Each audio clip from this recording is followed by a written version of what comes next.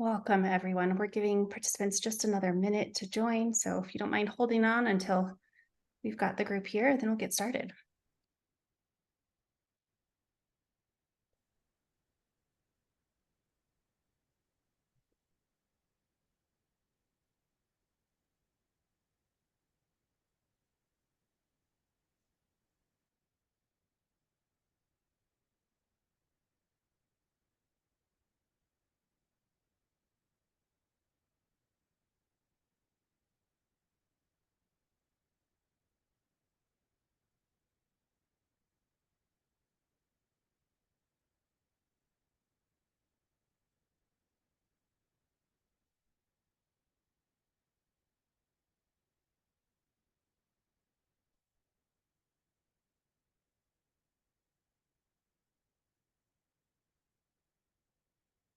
Okay. Uh, Good afternoon, everyone, and thank you for joining us today on our session on creating inclusive pathways, inclusive mentorship for career development. Today, we're joined by Ashley, who is from Chronus, and I'm Nikkei, and I'm joining from Diversio. And we're just going to start off with some introductions as folks join the call. And then we'll get into some housekeeping items and dive right into the agenda. So I'll just advance us and we can get started. Over to you, Ashley. All right. Thank you, Nikkei. My name is Ashley Kayla, and I am the VP of Customer Success here at Chronus. Chronus is a software platform to run mentoring programs. And I just want to thank you for including me in this conversation. I really hope that today's discussion can inspire many of the people here to have meaningful DEI discussions at their organizations. Great. And I'm Nikkei Gishuru, and I'm currently Diversio's Senior Advisor and Head of the Education and Consulting function. I will be supporting Ashley and kind of facilitating the session today. And we're really excited to get into some of these really important and interesting topics. We'll transition over to the agenda here, just so you know what we're going to get through today. So we are going to discuss inclusive pathways and give an overview of diversity, equity, and inclusion and career development. We'll dive into the inclusive mentorship and the business case and ROI for having these as part of your organization through programming or training and different components there. We'll then go into best practices on establishing an inclusive mentorship program and discuss how companies use mentoring for inclusive pathways. And then we'll end the session by basically making it real for all of you in terms of how you can leverage Chronus and how you can leverage Diversio. And we will have a dedicated Q&A section at the end of the session. However, if you do have any burning questions, we encourage you to use the chat function. And my colleague Kate will be monitoring this throughout. So today we're going to be using Menti. For those of you who aren't familiar with it, it's a crowdsourcing mechanism that allows us to view your questions and comments in real time. And so we have a couple of questions before we get started on this, but I'll just provide an overview. So you can access Menti through your phone or your laptop. You just have to go to menti.com and enter the code that appears on the screen. So that's 6822-9195, or use the QR code. So we'll give folks a couple minutes to just log in here and get started. And we'll go into our very first question of the day using Menti, just so you have an idea of how we can use this capability. You can see lots of you joining in here. We're at about 17 people and growing. And perhaps, Kate, maybe we can throw the Menti code into the chat just so people have it if they want to join later on. Great minds think alike. I'm doing it now. Perfect. Okay, so our first question is, we really want to understand, what are you hoping to learn today through this session? We gave a bit of an overview of the agenda, but what are some topics or questions that you might have for today? So I'll give you a couple of minutes to type in your responses here.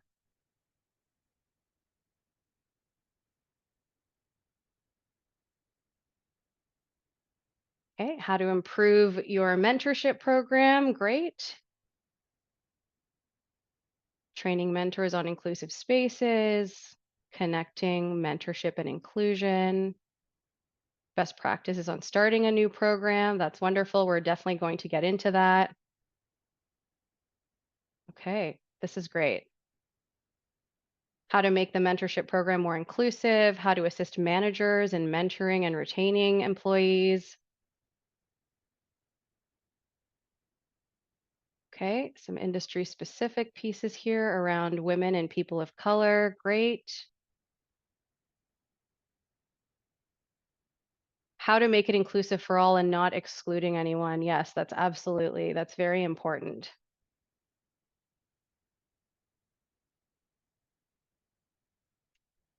Okay, best practices, empowerment for women or other steps, mentor circles if time. Okay.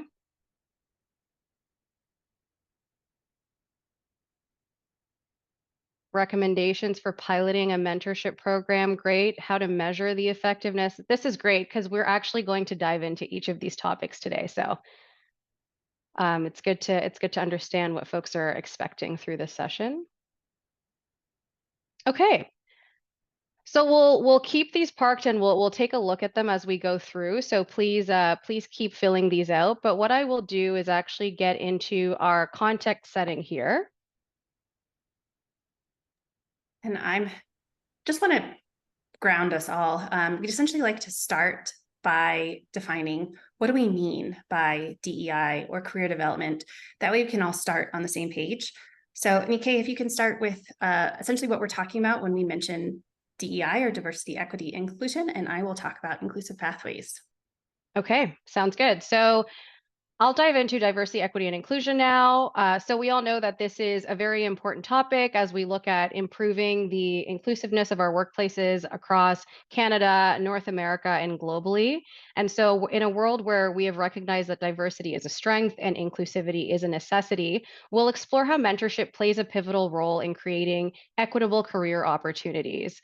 So throughout our presentation, we'll dive into the significance of diversity, equity, and inclusion, and how mentorship can truly pave the way to a more just and professional landscape. So let's start by clarifying our terms here. So diversity really means embracing the differences of our people in race, gender, age, background, abilities, and more. So each of us come to the table with our own diverse traits, and diversity is embracing all of these. When we talk about equity, it's more about ensuring fairness by addressing some of the systemic imbalances that may exist and providing tailored support, essentially meeting people where they are and recognizing that there might be some imbalances. And then when we talk about inclusion, this is really fostering an environment where all individuals, regardless of background, are respected, valued, and empowered to contribute to their fullest potential at work and beyond. So that's a bit of a quick overview of DEI, and I'll pass it over to Ashley to talk about inclusive pathways and career development. Yeah, super helpful. And the key there is the inclusivity piece, right?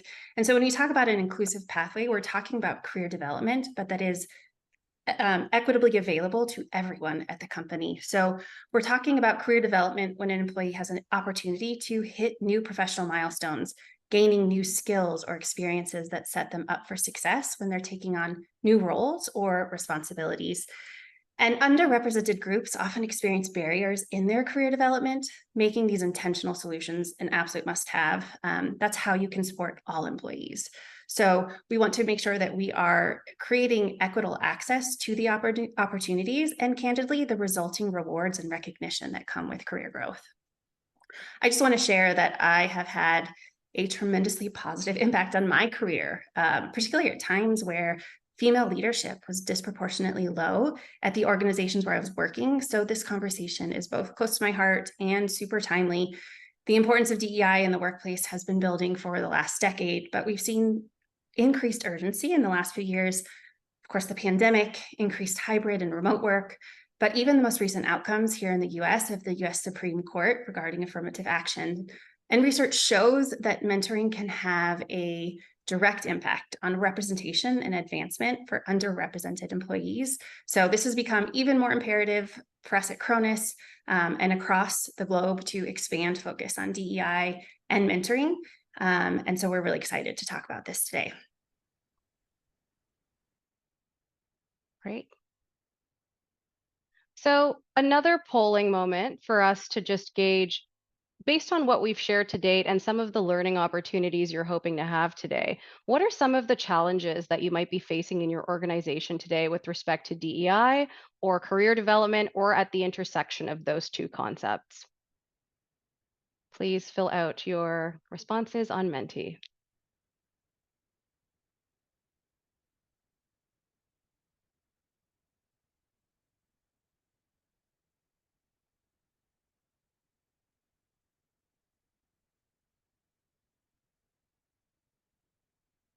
Aging workforce, absolutely. So losing that institutional knowledge. Mentee selection, yep. So we'll get into matching and deliberate matching in mentee and mentorship programs today. Having a space for respectful and open dialogue, yep. Finding a balance, making this available for everyone, but not overloading mentors. Yeah, that's important.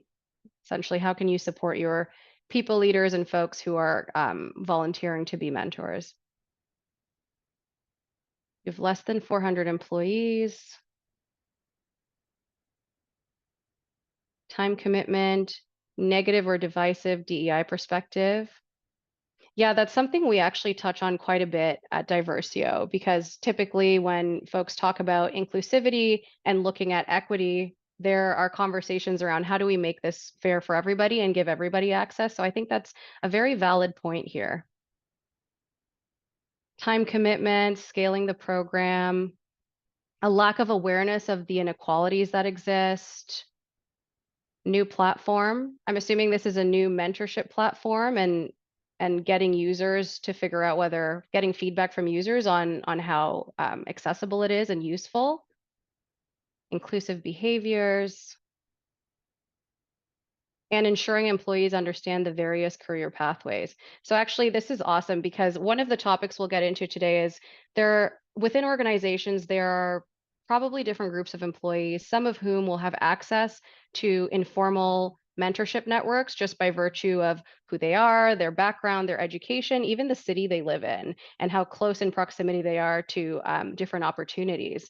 And so the inclusive mentorship piece is really about how do we get people the support that they need, regardless of whether or not they are able to access these networks or whether they're not. The whole conversation is about how to make sure everybody has access.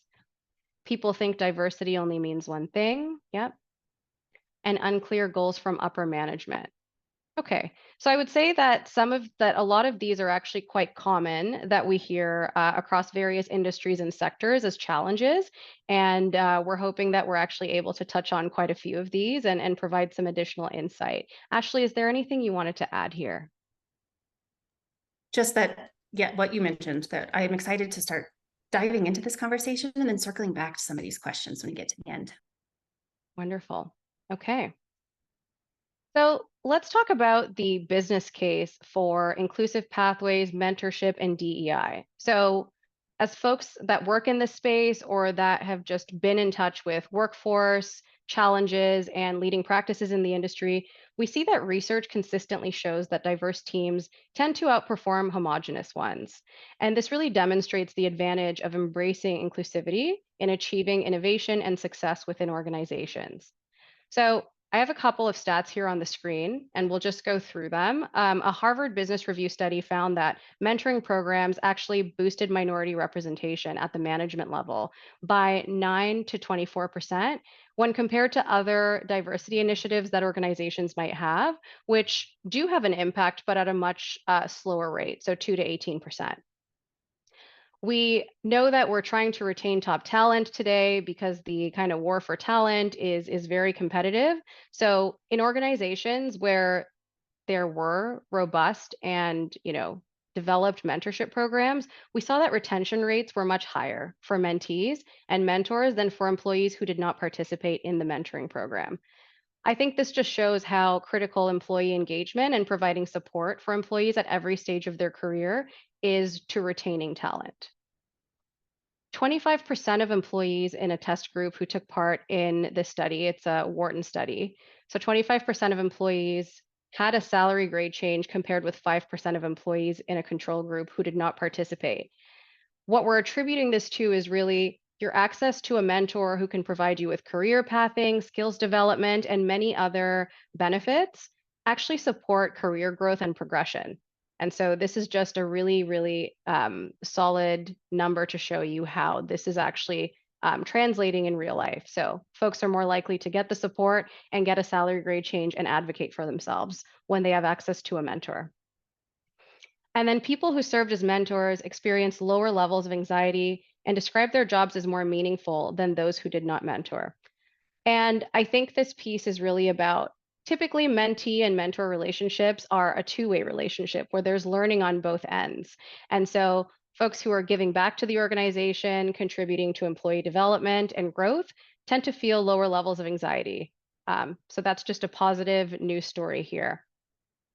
So in addition to the findings on the screen, a McKinsey study found that companies in the top quartile for racial and ethnic diversity are 35% more likely to have financial returns above their respective national industry medians.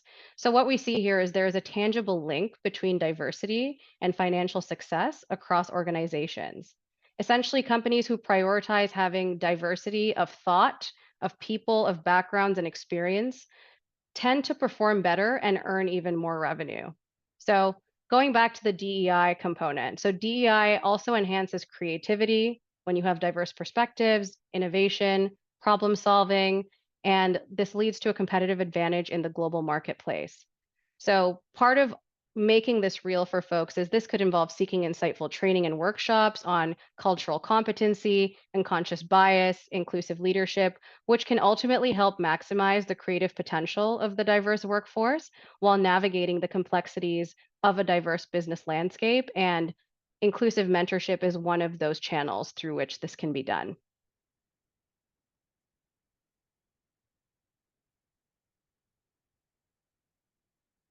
So diving into inclusive mentorship, we know that employee mentorship programs are a wonderful way to foster professional development and a positive company culture from what we've just seen. So, an inclusive mentorship program ensures that all employees have equal opportunities to participate and benefit from the program, regardless of their background, identity, or experiences.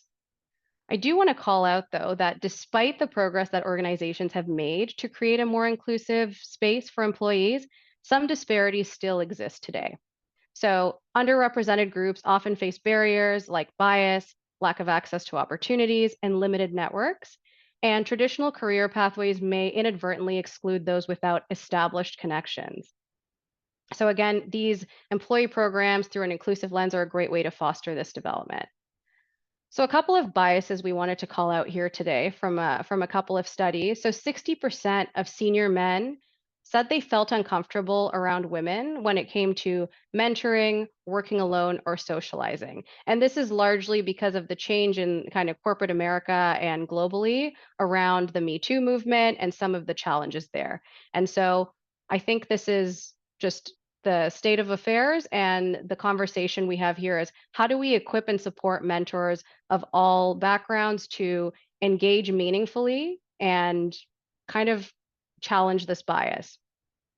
50% of junior women are reluctant to seek out a mentor who is a man. Again, I think these kind of mirror each other with respect to some of the stigmas and challenges that organizations face. But once you create a program that is well established with the right metrics, it's easier to really hone in on the impact and outcome you're trying to achieve and tailor the program that way so people get the outcomes that they need.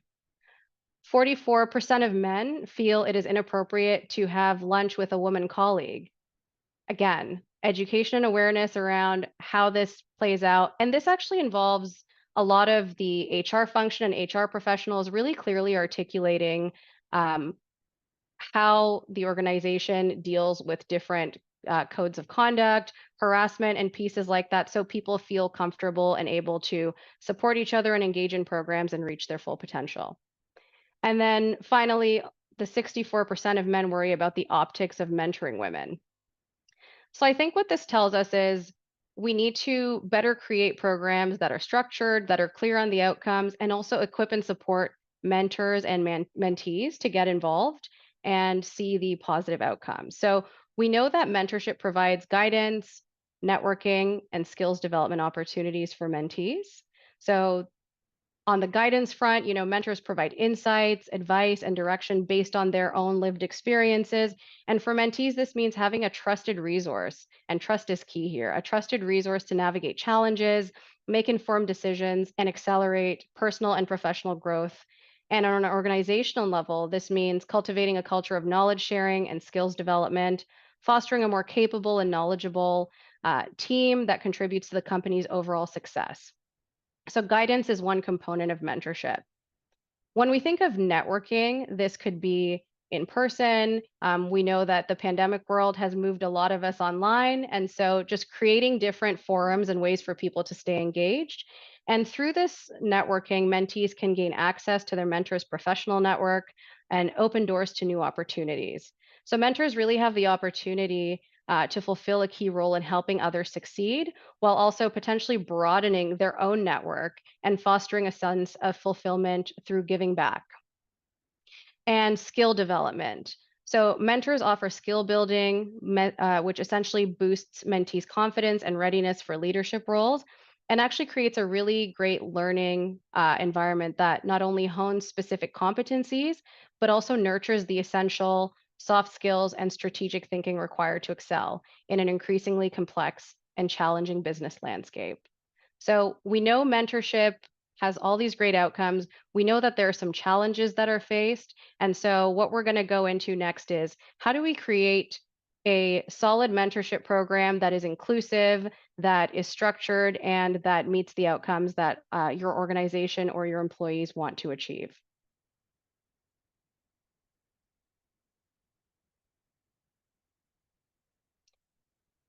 So, we highlighted here a couple of steps to consider when standing up an inclusive mentorship program. So, for those of you who had comments in the chat saying, I would really love to learn more about how to pilot this program or how to structure it to get leadership buy in, or really where to get started, or maybe even enhance the program that you may already have in flight. So, I think our first step here is really understanding and identifying organizational gaps. So, doing a bit of a gap assessment to understand what the needs are that will then inform goal and objective setting of the program. So, this could be, we want a program that is really about helping our people figure out how to career map and the different pathways that exist to them. Or maybe it's skill development. We really need people to build skills in change management or even DEI or financial literacy. So you really need to set the goals and objectives of the program so folks know what the intention is. The next piece is really identifying program champions.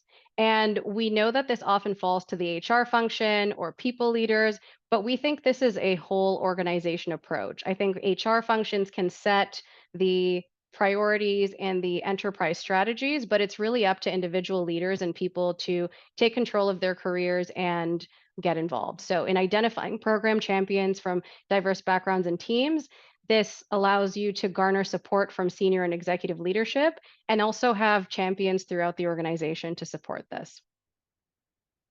The third one is establishing a structured matching process, which takes into account the goals and preferences of both mentors and mentees. So, this approach highlights the importance of a strategic foundation in establishing the programs, ensuring that the program is purposeful, goal oriented, and mutually beneficial, and ultimately fosters professional growth, diversity, and a thriving organizational culture. Um, Ashley, did you want to add anything here around some of the matching components? Yeah, I'd love to double click on the importance of the structured matching process. Really impactful mentor-mentee matches happen when you clearly understand what your mentors are seeking. So not only does that enable you to ensure that your mentor pool is aligned with what mentees are looking for, but it also increases those positive outcomes by making really great matches. You want to look at skill and career development, but there's so many other elements that are important when matching mentors to mentees, shared experiences, or perhaps not shared experiences, depending on what type of outcome you are looking for. Just a quick plug that software can definitely take a lot of the manual burden out of the matching process, allowing you to configure matching with a lot of inclusive intentionality, things like making certain profile data anonymous, etc. We'll get into more of the software later on, but just to say that there are tools out there that can also help bring more inclusivity into how you're matching your mentors and mentees. Great. So our next three kind of steps or leading practices here are training. So we talk about how do we equip and support our mentors to be the best mentors they can be. And so training or mentorship training ensures that mentors understand DEI principles so they can navigate diverse perspectives sensitively and also foster an inclusive environment that promotes meaningful growth and collaboration. We also encourage that there is some expectation or some target set around regular check-ins. This ensures that your mentees and mentors are kept engaged and are able to maintain a value-add relationship to foster a sense of connection, accountability, and ongoing learning that essentially ensures that the mentorship experience remains relevant and impactful throughout the journey. The regular check-ins can also allow mentors and mentees to set goals and also pivot goals or reframe goals as they go through the relationship. An employee's journey might change during their experience. So, as an example, they might have family changes that require them to advocate for more flexibility. They might have a new role that requires them to learn new skills and be exposed to different parts of the organization. This is a really great opportunity for the mentor to help guide and support their mentee through this, and also to continue to provide relevant support and as needs continue to change. And then finally, I know a lot of you asked about how do we measure and assess the effectiveness of our programs. So continuous evaluation is really important. So regularly assessing the program's effectiveness and making improvements is crucial for ensuring that the mentorship initiative remains aligned with its intended goals and also adapts to the evolving needs of the employee base and consistently delivers valuable outcomes. This will really result in maximizing its positive return on both mentors and mentees. And also, from a budget perspective and how organizations invest, it helps tell a really solid story of this is how our program is impacting employees. Here's what the return on investment looks like. And some of those stats we looked at around retention, career progression, growth, all come into play here. Yeah, Nikkei, I'd love to just reiterate around the regular check-ins and highlight the fact that maintaining really strong mentor-mentee relationships is key to getting that commitment, communication, respect, trust. We have to build these cornerstones so that we have a healthy mentoring relationship that almost naturally continues to happen at that cadence that's required. I've seen really incredible outcomes from mentoring relationships when employees are encouraged to share personal details and experiences and get beyond just perhaps the skill development, but really talk about one another's perspectives and experiences so that we can share those with one another. Also, it's so important that we are including people from the org with different points of view. So we're cultivating those open-minded thinking, respectful listening, really taking into account others' points of views. I want to share that here at Chronus, we have an example of the way that we're putting this into action. We developed idea circles is what we call them. And it's essentially a safe space that anyone can come and bring hard topics so we can talk about it as a company. This is employee driven. This is not leadership driven. And so it's a really fantastic way of bringing people together and talking about the hard conversations. I'm going to shift just a little bit because we just spent a lot of time talking about building inclusive mentorship programs, but how does this relate to inclusive pathways, right? That's the core of what we're talking about today. So essentially, formalized career development programs, such as leveraging mentorship strategies, are needed. This is how you can provide transparent and inclusive pathways. Diverse and underrepresented team members can feel more isolated or uncertain about what is the right next step to take in their career when compared to their more dominant peer groups. So providing employees with explicit, clear career paths that are supported by programs like guided mentorship with frameworks that help develop the skills and competencies is a really excellent way of creating more equitable access to future opportunities. We love to advise our customers on strategic ways to do this, and want to highlight one of our organizations that actually has a group of C-suite or C-level employees who are dedicated to building future leaders. Chronus also provides the structure and the guidance on how there were some questions about like, what is the way that I should set up the program? And so there's a lot of resources out there to help give guidance on what are the right steps, the right cadence, et cetera. And it looks like Mike is going to share some of that as a follow-up to our conversation today. Yeah, so I see some questions in the chat here. So I see a question that asks, what are the best practices as it pertains to the modality of delivering the employee mentorship program? So time, frequency, and meetings. This can really vary based on a number of factors, such as your organization size, whether you're, in person or remote, whether most of your employees are corporate or more frontline. And there are different ways to make this work. So I'll give an example. I previously worked at a big management consulting and accounting firm, and the program was essentially launched every September, and it had folks sign up and had leaders paired to mentees. And what they would do is set up an event, which was at the office, they would have it catered, and they would have a bit of a, I don't want to call it speed dating, but almost like a bit of a mingling event where mentees could meet mentors and discuss different needs. And then towards the end, it was a more organic way to pair folks and also better understand needs. So once that was established, the HR department would basically send guides to both mentees and mentors with recommendations in terms of how frequently they should meet. I think there was a minimum of a quarterly sort of meeting. There was an actual very explicit goal setting requirement there, and that both helps hold the organization accountable and also helps keep things on track. And then at the end of the program, or at the end of that year, it was like an evaluation of how did the mentee find the program, how did the mentor find the program, getting feedback on, key changes or future opportunities, and then also figuring out, is that the right pairing? Do we need to switch it up? Should it be rotational for, mentees of a certain level or a certain position to move around and get to know more people across the organization? As an example, if a mentee was in tax and audit, should they have a leader that's maybe a partner in consulting or a different practice, just to get a bit of an objective point of view? So it really is up to the organization in terms of how to structure the program. But I think your initial needs assessment or gap analysis will really drive what this looks like going forward. And then for organizations that are more virtual, we have really great tools like Zoom or Teams or things like that to keep people connected. And so that's a really great way to continue the relationship when people are working maybe at multinationals or in different countries.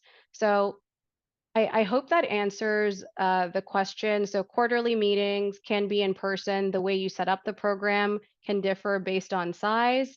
And then frankly, that would probably answer that piece. I think there's also a question around what's most commonly measured, which actually is really related to my last point. Typically, it's how many people have signed up for the program, how long they stay in the program, and then basically employee satisfaction, like a bit of a pulse check on how they felt the program went. And also, there's obviously a financial component to it. What was the spend? And then the ROI in the end. So those are some measures that we use to track and basically make sure that these programs remain relevant and helpful. But Ashley, was there anything you wanted to add here? I don't think so. We can get into also a little bit more about some of the solutions, Chronus specifically. So I'll hold those until we get there. Okay.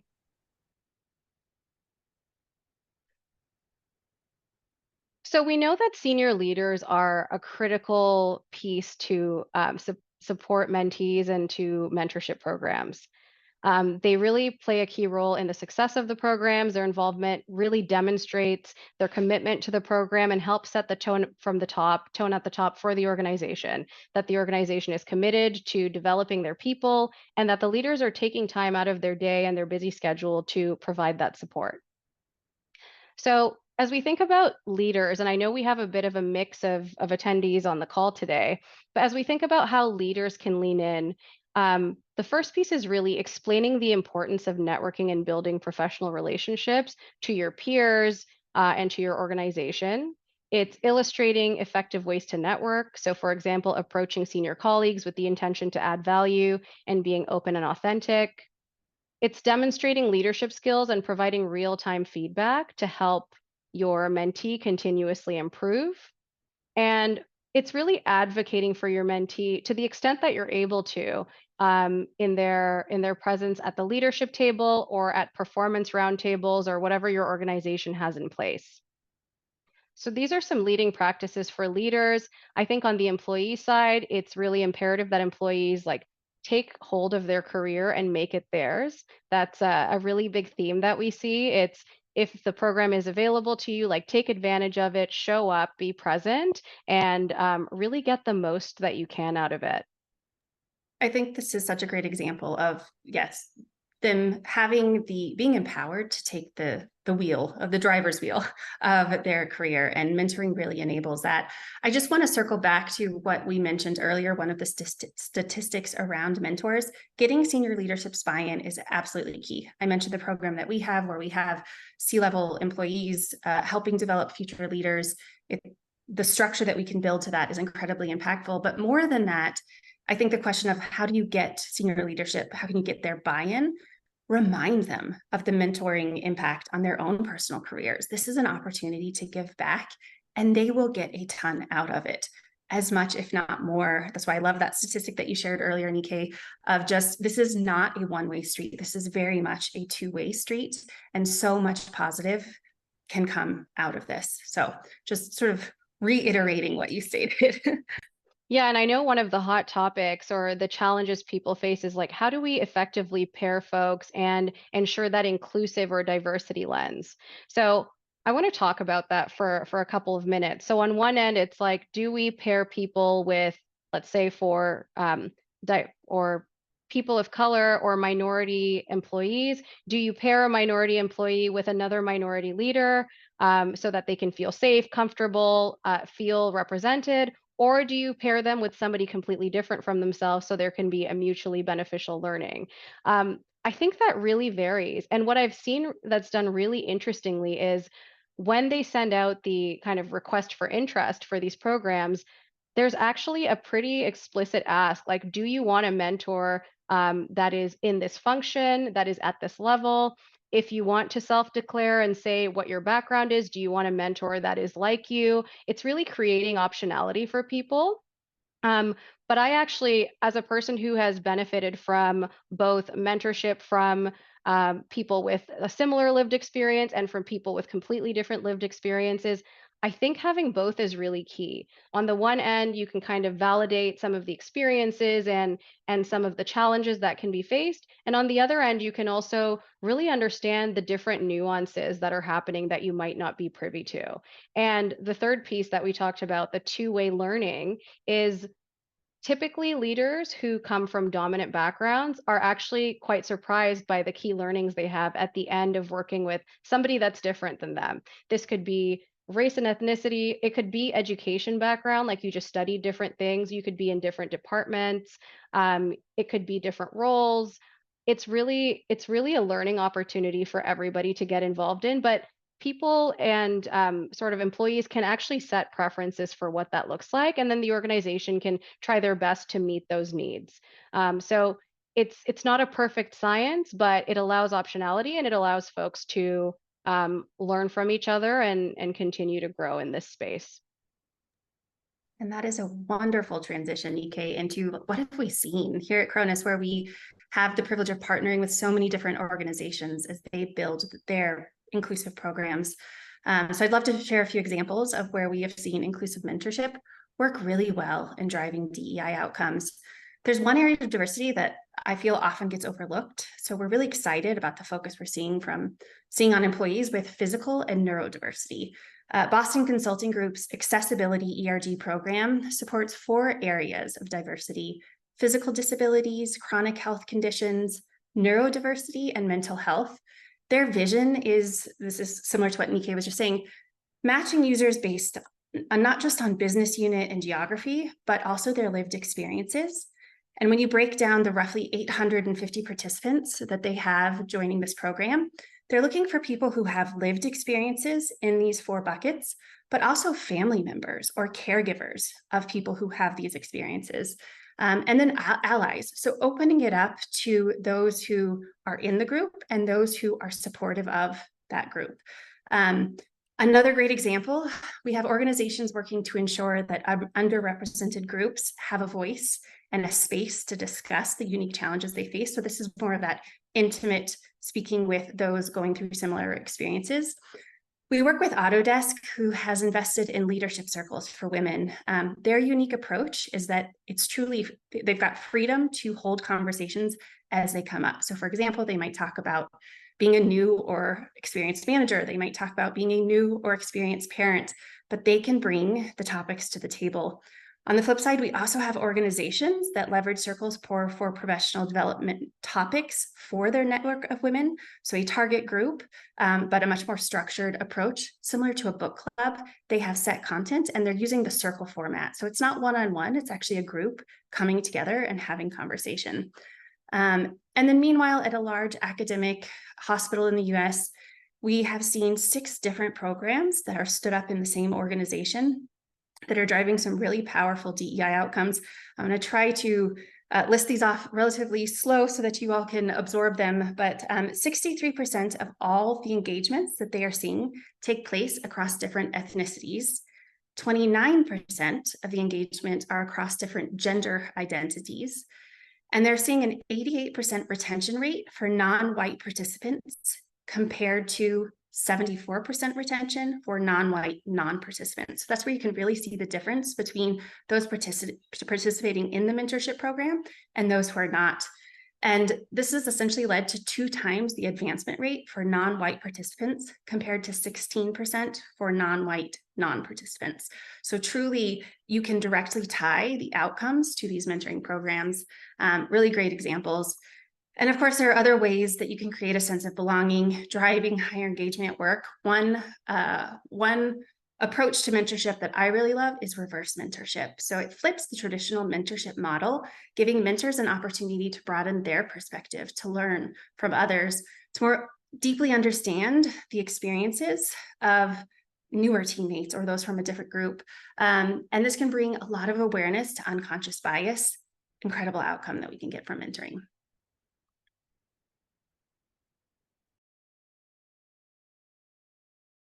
So about Chronus, I know there's been a lot of questions about how can we support things like matching, training, et cetera. So I'm just going to start with Chronus. We provide a software solution, but also a team of experts who are ready to help you improve your existing mentorship programs or to guide you in developing programs that cater specifically to your DEI challenges. Very customizable, very nimble in terms of what we can do. We know that your people are your greatest asset, and our mission as a company is to create equal access for all and to spur innovation through the power and technology the power of technology and human connection. So really that human connection piece is so important to us. And if you don't mind going on to the next one. Talking about our actual software solution. Again, it was created to adapt to your needs. So customization. Chronus offers the ability to bring in whatever layers of diversity are important to you as a business, specifically in that profile field. What is the data that you want to gather from participants? And then how do you want to use that to match them to the right mentor or mentee? And in terms of matching, not only can we streamline the matching process to save you hours, but we can help you see and understand discrepancies between what mentees are seeking and the skill set of your mentor base. So really having that data at your fingertips, you can quickly fill gaps and constantly uplevel your programs. I apologize, I'm not going in order, but skipping back to training, we also offer, for example, inclusive mentoring training that can prepare participants before they match. We've done research, we have done a lot of due diligence to come up with programs that can help you train mentors and or mentees for the programs that you are running. And then perhaps most important is the reporting. What are the outcomes of the programs that you are running? 2023, it is so key for companies to not only set their targets and goals for DEI initiatives, but to be transparent about the progress that they're making against those. Our reporting capabilities can help you understand the outcomes of mentoring underrepresented populations. For example, insight into increased employee retention, engagement, promotion rates. You can compare the participants to non-participants, as I shared earlier.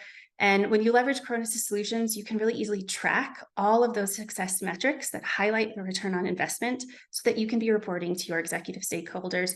We have really granular analytical mentorship outcome reporting best in the industry for the mentorship space. So definitely not only the software, but the experts who are here to advise and guide you on your mentoring programs. Great. Thanks so much, Ashley. I'm going to pass it over to my colleague Bobby to walk you through Diversio and the Diversio difference. I mentioned that I lead the education and consulting function, but that is one offering within our broader suite of tools. So I'll get into that a little later. But Bobby, over to you. Thank you, Nikkei. Hi, I'm Bobby. I manage our client-facing function here at Diversio. I'm just going to walk you through a little bit about what we do here at Diversio. We're the world leader in DI data collection and benchmarking. Diversio enables HR and DI teams, as well as investors, to retain talent and boost performance by creating a more inclusive company culture. Most companies we talk to say they don't really know where to start or how to move the needle on DEI efforts at their company. The Diversio platform measures, tracks, and improves every employee's experience across our inclusion framework to deliver insights at scale, empower teams to make people decisions based on data instead of opinions. How it works is we track across 5 metrics that we've developed in tandem with leading research institutions here in Canada to measure how inclusive your organization is. We benchmark your results to your industry average using our own proprietary database and provide you a bird's eye view of your employee engagement across various intersectional identities and even departments and roles. Using our own natural language processing algorithm, we're able to anonymize qualitative results, remove identifiers using AI, and securely store your data. Why DI and HR leaders love us is that we're experts at presenting the what, kind of presenting you your data in a seamless platform, but we also track to provide you the so what. How do we improve? With over 1,500 built-in client-tested solutions, we tackle identified challenges to increase your inclusion score. And there are tangible benefits to ROI when companies do invest in DEI. We know that companies that invest in DEI are 25% more profitable, and investments in DEI reduce employee attrition by 23%. DEI is increasingly becoming mission critical to business success. When we have employees that don't feel included, businesses suffer from turnover costs and low productivity. So here's where we touch on, once the platform has provided you with insights on your organization, inclusion scores across the metrics Bobby talked about, how the education function comes in. Our role is essentially to look at employees, HR or DEI professionals, or HR teams to essentially look at how can we improve the morale in your organization, retain top talent, drive inclusion, and build engagement. So our EDU function offers a suite of live and self-paced trainings designed to educate each employee at your company on the relevant DEI topics. So as you upgrade your internal programs and policies, it's necessary for employees to understand why the changes are being made and how they can actually play their part in upholding DEI values day to day. So we assess the needs and we create tailored trainings or offer our suite of trainings that are live with an actual facilitator or self-paced in moments where, for example, you hire new employees and you want to do a batch of training to onboard them. So lots of different opportunities to really move the needle on education and awareness and have tangible results for your organization in this space. Thanks, Nikkei. So we work with some of the most innovative companies in the world, such as Microsoft, Deloitte, Amazon, and Unilever. We are deployed in over 35 countries, and we service over 500 plus clients across a broad range of industries. Well, so if you want to learn more about how Diversio can help your organization, I'll be providing a link to my calendar where we can chat a little bit about how to schedule a demo and talk to a DEI specialist who can help be your partner to become a more informed and inclusive company. Thank you for your time. I'm going to open up to Q&A to our incredible panelists. Thanks so much, Bobby, for the overview. So yes, if you have any questions at all about Chronus or Diversio, please reach out directly. We're happy to have conversations and answer any questions you might have. So back to our mentee. And essentially, the takeaway here is let's build a more inclusive and engaged workplace together. Do you have any questions for us? I know we just went through a pretty rapid fire view, so we're going to dedicate the next 10 minutes or so to go through any questions you might have. So please type them into Menti and we'll continue monitoring the chat. And I believe Kate and Mike were also bringing over some of the questions that came up throughout the conversation. So those should be popping up here soon as well. Yeah, so question 1 is, could you provide the source for the McKinsey study? Absolutely. So Kate, let's make a note of that and share that in our follow-up email. I can see in the chat, Susan asked, I'm interested in how consultants might work with and use Diversio in collaboration with training the consultant might provide to clients. So when you say consultants, are you speaking of consultants at Diversio or consultants within your organization? And perhaps you can answer that in the chat.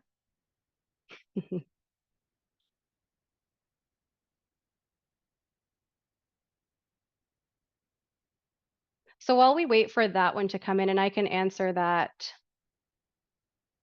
later, there's a question on, is there an organization size that works best for your software? So Bobby, I'll have you walk through the sizes we look at for surveying, and then I'll have Ashley or Mike answer for Chronus.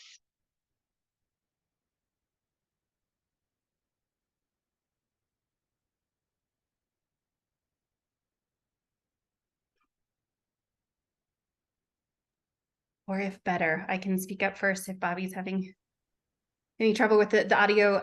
Sorry. Organization. The mute button. I was having trouble like finding the button here, but No worries. No worries. Go ahead, Bobby. yeah, so we typically work with organizations of different sizes. So from small organizations to around 50 team members. We've also worked with smaller teams of 25, but most of our client base is quite larger. So you're thinking 200 to 1,000 employees.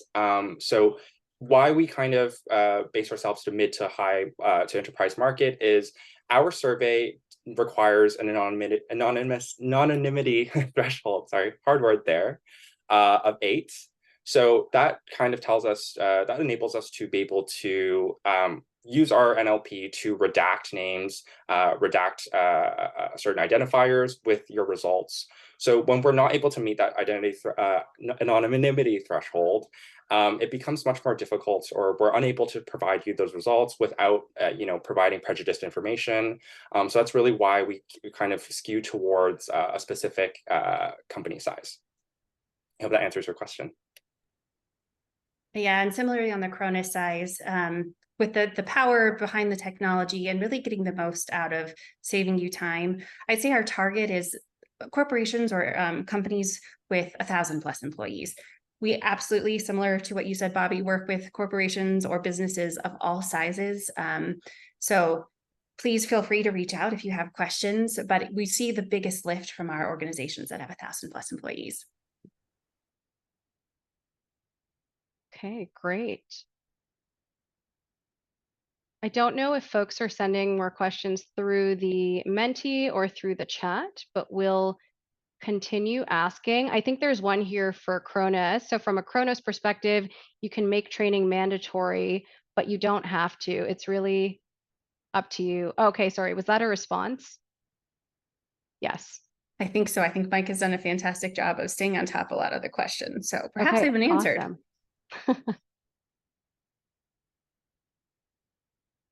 Okay. Any other burning questions around how to stand up a program, or questions about the platforms, or anything at all? We're happy to dive into any topic because we do have about 5 minutes left. Maybe circling back to some of the early questions and making sure that they were answered. So I'm thinking of, what people were hoping to get out of our time together. Nikkei, I'm not sure if we're able to go back to that view.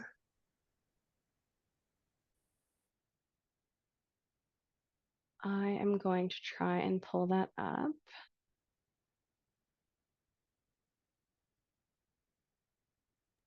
Offhand, I recall there were some questions around matching. I think training was one of them as well. For those who originally entered something you're hoping to get out of today's conversation, are there any loose ends that we can help tie up? Maybe just repeating those questions in the chat since we're having trouble getting back to the original. All right, so I'm seeing, can we customize how we match people and set up our own timing? A current program where the formula that's working well could use some technology to help us make our manual process automatic. Absolutely. So we have what we call a matching algorithm. Essentially, it has all of the buttons and levers that you can push or pull to get the matching so that it is perfectly adapted to what you're looking for. So that is In fact, something that we specialize in. And because of the way that the algorithm is built, not only can you customize it, but then it can actually do the matching for you. You can, of course, go through and make sure that everything matched correctly, but definitely a big lift when you're working with those 1,000+ employees. And I also had just some follow-up insight that it also depends on your program size. So you may have, a company of 2,000 employees, but you may have 3 different programs that you want to run. So we typically recommend that you have at least 50 participants in each program to make sure that you're getting the most out of that. Okay, great. And I see, Susan, you've answered my question from earlier. So you are consultants that do DEI training, and some of your clients are looking for tools to help them measure their success in implementing DEI. So I would say the first way that we measure this at Diversio is really our clients are typically with us and survey every 2 years. And so they have their first survey, they get the results, they look at the recommendations, they invest in training, in creating new policies and programs and so on. And then the next time that they survey, they look at the key difference or the delta between the employee inclusion scores over time. And so that's one way to show whether your DEI initiatives have actually been effective, and also a way to show how the education awareness has grown. So we have something called a maturity model that we typically assess organizations on. When they come in, we would assess where they are today and also set aspirational goals and really use the platform to provide them with a snapshot of their dashboard. They get to analyze different sort of employee groups, levels, business units, which can be across different countries or different functions. And so that's one way, is through surveying and looking at the delta. The other way, for something more sort of discrete like training, is when we typically do training, we look at a pre-assessment quiz to gauge current understanding, and then we have an assessment at the end of learning objectives and gauge how comfortable people feel with subject matter. So there are different ways to measure success at the macro level, so enterprise-wide, as well as at the micro level at a team level to understand how things are moving along.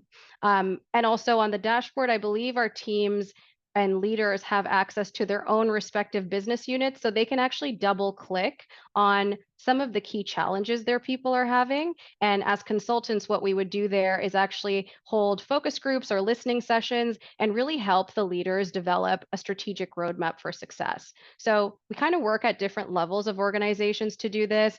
We work with boards of directors on like an ESG lens for diversity strategy. We work with executives and people leaders on how to engage their people through fair management and inclusive leadership training and unconscious bias. And then we help employees learn how to be allies and learn how to support their peers throughout the process. So hopefully that answers your question. But again, we are open to chat and we'll provide our contact info. And this was great, everyone. I really, really like the engagement here today. Yeah, and thank you, Diversio. This was a wonderful partnership. It's been great working with you all, getting to know you and your offering and how we can partner together and help bring some really positive change to the organizations of everyone here. Great. Thanks so much, everyone, for your time, and we'll see you all soon. Have a great rest of your day. Thank you. Bye.